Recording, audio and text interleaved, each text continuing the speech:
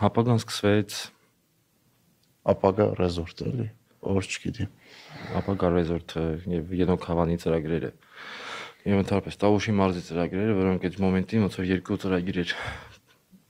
պարալելնի իրականացվում։ Մեկը Դիլիջանում համայնքային կենտրոն սպորտ դպրոցի որպես յակրտնի պրոյեկտ,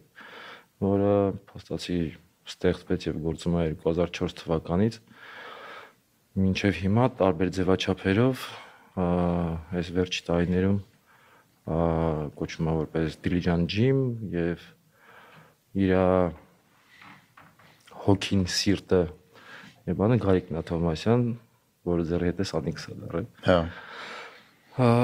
Երևի թե այն քիչ քչերից է որպես successful case, որին կարելի է իրականացնել, ներկայացնել,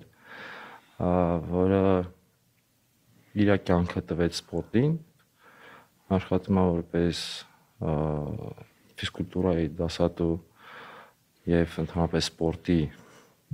տարբեր ձևերով եւ միջոցառումներով եւ ոչ թե պրոստը գոյություն ունենում որպես ինչ-որ եկամուտի տեսանկյունից։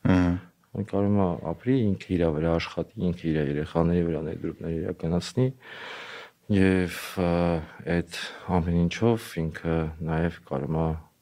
համայնքից երեխաներին փողոցից եւ ինչ-որ տենց անհասկանալի տեղերից հանի բերի զալ եւ իրենց աշխատացնի։ Եվ պարալելին դրան գնում էր Ենոք Հավանի